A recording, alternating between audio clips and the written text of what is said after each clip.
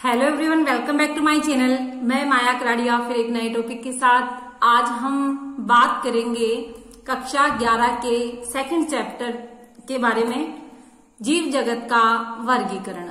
जीव जगत के वर्गीकरण का हम आज सिर्फ एक टॉपिक लेने वाले हैं, मोनेरा जगत के बारे में।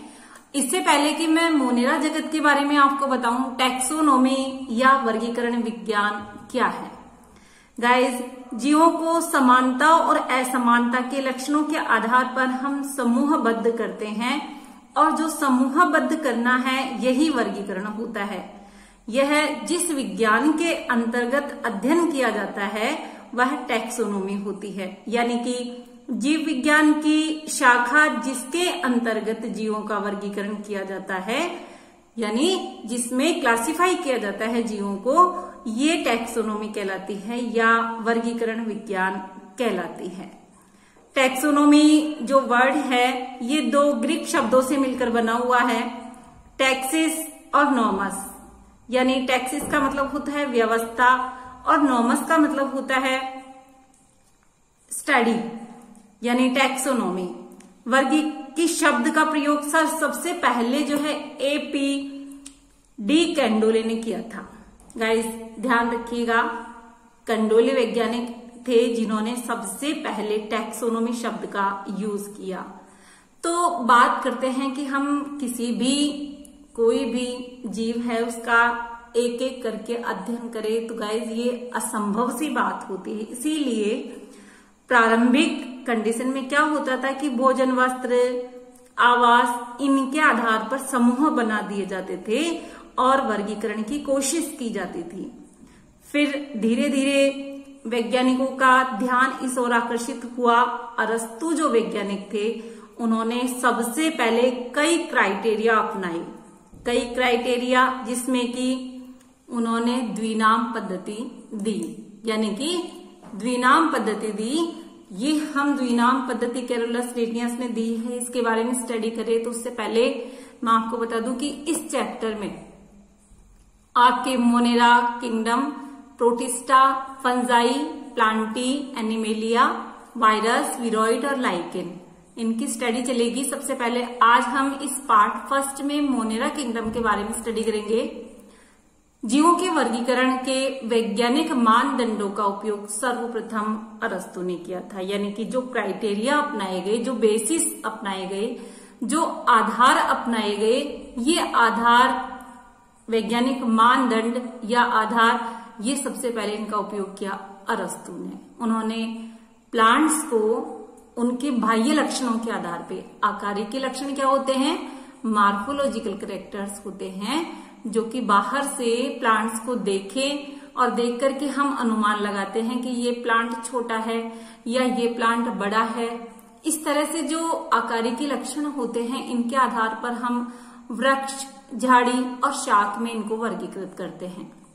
जबकि प्राणियों को उन्होंने लाल रक्त की उपस्थिति और अनुपस्थिति के आधार पर वर्गीकृत किया। इस तरह से कैरोलस लिनियस वैज्ञानिक ने द्विनाम पद्धति दी है।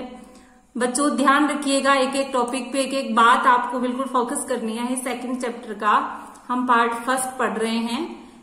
जो लिनियस वैज्ञानिक थे, इनके काल में सभी प्लांट्स और जो प्राणी थे, इनके वर्गीकरण के लिए द्विजगत पद्धति विकसित की गई। दो जगत इन्होंने माने, और वो दो जगत थे प्लांटी और एनिमेलिया, यानी कि एक जगत बना दिया प्लांट्स का, पादपों का, और दूसरा जगत बना दिया एनिमेलिया या प्राणियों का। इस पद्धति के अनुसार यूकेरियोटिक, ये यूकेरियोटिक का मतलब आपने पिछली कक्षाओं में पढ़ा है, जिसके अंदर जो न्यूक्लियस है, केंद्रक है, वो डेवलप स्पष्ट न्यूक्लियस पाया जाता है, वो होते हैं यूकेरियोटिक। और प्रोकैरियोटिक, जिसमें प्रिमिटिव टाइप का न्यूक्लियस होता है, जिसको हम असीम केंद्रिकी भी कह सकते हैं। इनके अंदर, यानी कि यूकेरियोटिक में, प्रोकैरियोटिक में, यदि ये पद्धति हम अपनाते हैं पादपों की और प्राणियों की, तो हम यूकेरियोटिक में और प्रोकैरियोटिक में अंतर नहीं कर पाते हैं। एक कोशिक, बहुकोशिक में प्रकाश संश्लेषी और अप्रकाश संश्लेषी, इनके बीच विभेद स्थापित करना संभव नहीं हो पाता। पादप और प्राणियों पर आधारित यह वर्गीकरण आसान और सरलता से समझे जाने के बावजूद बहुत सारे ऐसे जीवधारी पृथ्वी पर थे जिनको किसी भी वर्ग में रखना संभव नहीं था। बात कहाँ आ गई कि अगर हम कैरोलस लिनियस की द्विनाम या द्विजगत जो पद्धति है, दो जगत को मानने वाली पद्धति, जिसमें एक जगत पादपों का बना लिया गया, दूसरा जगत एनिमेलिया या प्राणी जगत था, तो इस पद्धति को अपनाने पर बहुत सारे जीवधारी ऐसे थे जिनको किसी भी वर्ग में रखना संभव नहीं था। इसलिए द्विजगत पद्धति अपर्याप्त सिद्ध हो रही थी, यानी कि इससे भी हम जितने भी जीवधारी हैं इनको पूरी तरह से क्लासिफाई नहीं कर पाए। अब क्या हुआ कि जैसे मार्फोलॉजिकल कैरेक्टर्स के आधार पे या बाह्य लक्षणों के आधार पे हम वर्गीकृत करते हैं, तो दो जगत क्लियर नहीं कर पाए, यानी पादप जगत और जंतु जगत दोनों में हम सभी जीवधारियों को नहीं रख पाए। तो वर्गीकरण के लिए मार्फोलॉजिकल कैरेक्टर्स या आकारिकी के कैरेक्टर्स के साथ साथ अदर जो कैरेक्टर्स थे उनको भी लिया जाने लगा। अब अदर कैरेक्टर्स कौन कौन से हो सकते हैं? कोशिका संरचना यानी सेल की स्ट्रक्चर को भी शामिल किया जाए, कोशिका भित्ति के लक्षण यानी जो सेल वॉल होती है प्लांट्स के ऊपर या कोई भी जीव के ऊपर, तो ये कोशिका भित्ति के लक्षण, पोषण की विधि, आवास, प्रजनन की विधि, विकासीय संबंध यानी जो डेवलप होते हैं प्राणी, तो उनके अंदर जो विकासीय संबंध स्थापित होते हैं, इन सब को समाहित करने की आवश्यकता महसूस की जाने लगी। कहने का मतलब है कि जो लिनियस ने दो जगत बनाए, उन दोनों जगतों के आधार पर हम सभी जीवधारियों को वर्गीकृत करने में असमर्थ हुए, तो हमने आकारिकी के साथ साथ बहुत सारे अदर कैरेक्टर जैसे कि कोशिकीय संरचना, कोशिका भित्ति के लक्षण, पोषण की विधि, आवास, प्रजनन, इनको अपनाने की आवश्यकता महसूस की जाने लगी। अब देखिए, जो वैज्ञानिक थे वाइटेकर, आर.एच. वाइटेकर, उन्होंने सभी प्राणियों को 1969 में 5 जगत वर्गीकरण की पद्धति के अनुसार वर्गीकृत किया। वे 5 जगत कौन कौन से हैं? ये 5 जगत है मोनेरा, प्रोटिस्टा, फंजाई, प्लांटी और एनिमेलिया। 5 जगत हो गए। ये 5 जगत जो उन्होंने बनाए, ये 5 जगत है कोशिका संरचना, शारीरिक संरचना, पोषण की प्रक्रिया, प्रजनन, जाति वृत्तीय संबंध, इनको बेस मान करके इन्होंने 5 जगत बनाई। अब आगे देखिए कि इन 5 जगत जो बनाए हुए हैं, 5 जगत मोनेरा, प्रोटिस्टा, फंजाई, प्लांटी और एनिमेलिया, इनके अगर हम कोशिका का प्रकार देखें, कौन सा लक्षण ले हुए हम? सबसे पहले कोशिका प्रकार देखिए। कोशिका प्रकार है तो मोनेरा में कैसी कोशिका? प्रोकैरियोटिक, जिसमें स्पष्ट न्यूक्लियस नहीं है। प्रोटिस्टा में यूकैरियोटिक टाइप का यानी कि स्पष्ट न्यूक्लियस है, विकासीय संबंध भी स्थापित हो रहे हैं। फंजाई में यूकैरियोटिक टाइप का न्यूक्लियस, प्लांटी में भी यूकैरियोटिक टाइप का, और एनिमेलिया जो बहुत विकसित संघ है, किंगडम है, इसमें भी यूकैरियोटिक टाइप का न्यूक्लियस है। इसी तरह से कोशिका भित्ति देखिए। कोशिका भित्ति जो मोनेरा जगत है, इसमें सेलुलोज रहित और एमिनो अम्ल युक्त कोशिका भित्ति इसमें पाई जाती है। यूकैरियोटिक प्राणी और साथ में प्रोटिस्टा में कुछेक में कोशिका भित्ति उपस्थित। इसी तरह से फंजाई की बात करें तो इनमें कोशिका भित्ति होती है, उसमें सेलुलोज अनुपस्थित होता है और काइटिन युक्त होती है कोशिका भित्ति। और प्लांटी में सेलुलोज उपस्थित होता है कोशिका भित्ति में। इसी तरह से एनिमेलिया की बात करें तो कोशिका भित्ति उपस्थित होती ही नहीं है, जिसमें जो है एनिमेलिया में जिसमें सारे प्राणी आते हैं, डेवलप प्राणी। अब केंद्रक झिल्ली देखिए। केंद्रक झिल्ली के आधार पे 5 वर्गों में क्या देखा गया? मोनेरा के अंदर केंद्रक झिल्ली अनुपस्थित, जैसा कि मैंने आपको बताया कि प्रिमिटिव टाइप का यानी प्रोकैरियोटिक टाइप का न्यूक्लियस इसमें उपस्थित होता है, तो इसका मतलब केंद्रक झिल्ली उस पर नहीं पाई जाती। प्रोटिस्टा यानी और डेवलप होने वाला संघ है, ये वर्ग है प्रोटिस्टा, तो इसमें केंद्रक झिल्ली पाई जाती है, इसीलिए यूकेरियोटिक टाइप का न्यूक्लियस इसमें पाया जाता है। फिर बात करें फंजाई, तो फंजाई में भी उपस्थित होती है केंद्रक झिल्ली, क्योंकि स्पष्ट न्यूक्लियस होता है। प्लांटी में भी होती है और एनिमेलिया में भी होती है। काय संरचना कोशिकीय, कहने का मतलब है कि इसकी जो बॉडी है वो सेलुलर होती है। इसी तरह से प्रोटिस्टा में भी सेलुलर होती है और इनमें फंजाई में बहुकोशिक होती है। प्लांटी की बात करें तो टिश्यूज भी बन जाते हैं, ऑर्गन्स भी बन जाते हैं और complete tissue system, developed type का टिश्यू सिस्टम इसमें पाया जाता है। इसी तरह से एनिमेलिया में तो इसमें ऊतक स्तर का, अंग स्तर का और अंग तंत्र पूरा सिस्टम इसमें विकसित हो जाता है एनिमेलिया में। पोषण की विधि, मोनेरा जो जगत है यह रसायन संश्लेषी भी इसमें जीवधारी पाए जाते हैं और प्रकाश संश्लेषी भी होते हैं, मृतपोषी और पैरासाइट्स भी होते हैं। प्रोटिस्टा में स्वपोषी और परपोषी यानी प्रकाश संश्लेषी और परपोषी इसमें पाए जाते हैं। इसी तरह से फंजाई में ये मृत पदार्थों से अपना भोजन लेते हैं, क्योंकि इनमें जो क्लोरोफिल है वो अनुपस्थित होता है, इसलिए मृतपोषी होते हैं ये। प्लांटी टोटल स्वपोषी होते हैं, क्योंकि इनमें फोटोसिंथेसिस की प्रोसेस पाई जाती है। एनिमेलिया जगत है ये परपोषी होता है, इसीलिए क्योंकि इनमें क्लोरोफिल अनुपस्थित होता है। अब बात आती है प्रजनन की विधि, यानी अपनी संख्या कैसे बढ़ाते हैं। इनमें संयुग्मन पाया जाता है। प्रोटिस्टा में युग्मक संलयन होता है और कॉन्जुगेशन दोनों होते हैं। फंजाई में निषेचन की प्रक्रिया होती है, प्लांटी में भी निषेचन होता है और एनिमेलिया में भी निषेचन पाया जाता है। इस तरह से ये 5 जगत है, लेकिन हम इस वीडियो में मोनेरा जगत पे और अच्छे से स्टडी करेंगे। देखिए बैक्टीरिया की बात करें तो बैक्टीरिया क्या है, बहुत अधिक संख्या में होते हैं गाइज। सूक्ष्म जीवी जो है बहुत अधिक संख्या में है। पानी की एक बूंद में, मिट्टी में सैकड़ों प्रकार के बैक्टीरिया होते हैं। गर्म जल के झरनों, मरुस्थल, बर्फ और गहरे समुद्र जैसे कि विषम और प्रतिकूल वास वाले स्थानों पर, जहां दूसरे जीव का रहना बहुत मुश्किल होता है, वहां पर भी ये बैक्टीरिया पाए जाते हैं। कई बैक्टीरिया परजीवी के रूप में होते हैं। बैक्टीरिया को उनके आकार के आधार पर 4 समूहों में वर्गीकृत कर सकते हैं, जैसे कि गोलाकार, जिनको हम कहते हैं कोकस, और बहुवचन में इनको कहते हैं कोकाई। छड़ाकार जैसे कि बैसिलस, कोमा के आकार के भी होते हैं, और विब्रियम जो बैक्टीरिया है ये कोमा के आकार के होते हैं। सर्पिलाकार या स्पाइरिलम भी कहते हैं, जो सर्पिलाकार होते हैं, जैसा कि आप स्ट्रक्चर देख रहे हो, कोकाई की स्ट्रक्चर देख रहे हो वो बैसिलाई है। और इसी तरह से स्पाइरल टाइप की स्ट्रक्चर है स्पाइरिलम में। विब्रियो ये आपके स्ट्रक्चर सामने हैं। ये जो बैक्टीरिया या मोनेरा जगत के जो प्राणी है ये अकार्बनिक पदार्थों से संश्लेषित कर सकते हैं। अपना भोजन कहाँ से बनाते हैं, ये इनऑर्गेनिक सब्सटेंस से अपना भोजन बना सकते हैं।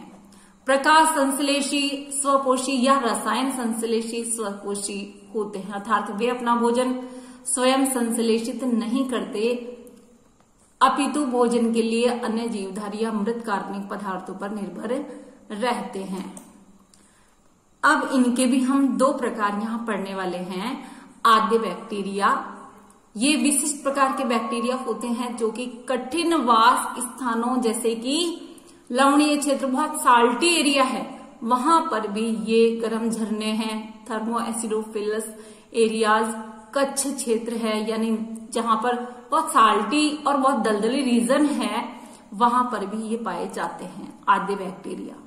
अन्य बैक्टीरिया की कोशिका भित्ति की संरचना एक दूसरे से अलग टाइप की होती है, यानी कि आद्य बैक्टीरिया और जो अन्य बैक्टीरिया होते हैं इनकी सेल वॉल में डिफरेंस पाया जाता है। यही लक्षण उन्हें प्रतिकूल अवस्थाओं में जीवित रखने के लिए उत्तरदायी होता है। मैथेनोजन अनेक रूमिनेंट पशुओं जैसे कि गाय है, भैंस है, इनके इंटेस्टाइन में पाए जाते हैं। यानी ऐसे जीव होते हैं ये बैक्टीरिया जो कि कई जीवों के अंदर इंटेस्टाइन में या आंत्र में पाए जाते हैं, तथा इनके गोबर से बायोगैस का उत्पादन करते हैं। आपने कई बार बायोगैस का नाम सुना होगा। ये बायोगैस, ये बैक्टीरिया इसी तरह से बनाते हैं।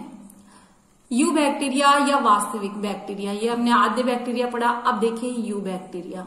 वास्तविक बैक्टीरिया की पहचान एक कठोर कोशिका भित्ति, यानी कि इनके आउटर जो लेयर होती है वो बहुत कठोर कोशिका भित्ति होती है और एक चाबुक के समान संरचना होती है, उस संरचना के कारण ये मोटाइल कंडीशन में होते हैं। इसके अलावा साइनोबैक्टीरिया यानी कि ब्लू ग्रीन एल्गा, जिनको नील हरित शैवाल भी कहते हैं, ये हरे पादपों की तरह क्लोरोफिल ए पाया जाता है और ये प्रकाश संश्लेषण की क्रिया कर सकते हैं। गाइस, ये भी बैक्टीरिया टाइप के ही हैं और बैक्टीरिया ही होते हैं, लेकिन इनमें खास बात ये होती है कि फोटोसिंथेसिस कर पाते हैं। साइनोबैक्टीरिया एक कोशिक क्लोनीय यानी क्लोन बना के रहते हैं। तंतुमय, अलवण जलीय, समुद्र और स्थलीय शैवाल हैं। इनकी जो कॉलोनी बनती है प्राय जेलीनुमा आवरण से ढकी होती है, यानी गुच्छे के रूप में होते हैं और उसके ऊपर एक लिक्विड फॉर्म में जेलीनुमा पदार्थ पाया जाता है। जहां पे बहुत कंटेमिनेटेड एरियाज है, बहुत प्रदूषित जल है, वहां पर ये फलते फूलते हैं। नाम सुना होगा आपने नोस्टॉक और एनाबिना। ये पर्यावरण के नाइट्रोजन को, यहाँ पे एक शब्द गलत आ रखा है, टेटेरोसिस्ट नहीं है गाइस, ध्यान रखिएगा। हेटेरोसिस्ट नामक विशिष्ट कोशिका पाई जाती है जो कि नाइट्रोजन फिक्सेशन या नाइट्रोजन का स्थिरीकरण करते हैं। रसायन संश्लेषी बैक्टीरिया नाइट्रेट, नाइट्राइट, अमोनिया जैसे विभिन्न इनऑर्गेनिक पदार्थों को आकर्षित करके मुक्त ऊर्जा का उपयोग एटीपी उत्पादन के लिए करते हैं। नाइट्रोजन, फास्फोरस, आयरन और सल्फर ऐसे पोषक जो पदार्थ है, इनका रिसाइकलिंग में ये महत्वपूर्ण भूमिका निभाते हैं, यानी इनका यूज करके वापस से इनको मुक्त करते हैं। परपोषी बैक्टीरिया प्रकृति में बहुलता से बहुत ज्यादा पाए जाते हैं, बहुत क्वांटिटी इनकी बहुत जबरदस्त है किसी न किसी रूप में। इनमें महत्वपूर्ण अपघटक होते हैं। ये परपोषी बैक्टीरिया में से अनेक का मनुष्य के जीवन संबंधी गतिविधियों पर महत्वपूर्ण प्रभाव पड़ता है। परपोषी बैक्टीरिया जो कि दूध से दही बनाने में, एंटीबायोटिक्स की प्रोडक्शन में, लेग्यूम पादप की जड़ों में नाइट्रोजन फिक्सेशन करने में ये सहायता करते हैं। इसका मतलब है कि मनुष्य की गतिविधियों पर कहीं न कहीं इन बैक्टीरियाज का बहुत फर्क पड़ता है, बहुत प्रभाव पड़ता है। कुछ बैक्टीरिया रोगजनक होते हैं, मतलब बहुत सारी बीमारियां भी उत्पन्न करते हैं, जैसे कि मनुष्य में, फसल में और कई फार्म जो विकसित किए गए हैं उनमें ये हानि पहुंचाते हैं, पालतू पशुओं को हानि पहुंचाते हैं। बैक्टीरिया के कारण हैजा, टाइफाइड, टिटेनस, साइट्रस, कैंकर जैसी बीमारियां होती है। अब बात आती है कि ये बैक्टीरिया अपनी संख्या कैसे बढ़ाता है। गाइस, प्रजनन की बात आ रही थी, वैसे मैं आपको बता दूं कि बैक्टीरिया, सामने एक आपके डायग्राम है, इसमें देखिए विभक्त होता हुआ बैक्टीरिया, यानी इसका जो न्यूक्लियर मटेरियल है ये दो भागों में विभक्त हो चुका है। धीरे धीरे कोशिका झिल्ली से भी ये खांच बन रही है और एक बैक्टीरिया के दो बैक्टीरिया यहाँ बन चुके हैं। बैक्टीरिया प्रमुख रूप से कोशिका विभाजन द्वारा प्रजनन करते हैं, लेकिन ध्यान रखिएगा कि वैसे तो कोशिका विभाजन द्वारा प्रजनन होता है इनमें, लेकिन कभी कभी विपरीत परिस्थितियों में ये स्पोर फॉर्मेशन भी करते हैं, बीजाणु भी बनाते हैं, लैंगिक प्रजनन भी करते हैं। लैंगिक प्रजनन का मतलब है कि एक बैक्टीरिया से दूसरे बैक्टीरिया में डीएनए का स्थानांतरण होता है। इस तरह से लैंगिक प्रजनन करने में भी ये सक्षम होते हैं। माइकोप्लाज्मा, देखिए एक नया क्वेश्चन आपका बनता है। माइकोप्लाज्मा ऐसा जीवधारी जिसमें कोशिका भित्ति बिल्कुल नहीं पाई जाती है। क्वेश्चन आता है कई बार, सबसे छोटी जीवित कोशिका का नाम बताइए। आपको बताना है माइकोप्लाज्मा। ऑक्सीजन के बिना भी जीवित रह सकती है। माइकोप्लाज्मा प्राणियों और पादपों के लिए रोगजनक होते हैं। गाइस, आपके लिए ये सेशन 11th क्लास के बच्चों को डेडिकेट है, समर्पित है। सभी 11th क्लास के बच्चों का स्वागत है बायो स्टडी चैनल में। आप नए नए जुड़े हो, बहुत सारे बच्चे जो है पहली बार मेरा वीडियो देखेंगे, आपको वीडियो कैसा लगा कमेंट बॉक्स में बताइएगा। और चैनल को सब्सक्राइब नहीं किया है तो बच्चों चैनल को सब्सक्राइब कर लेना। Thanks for watching.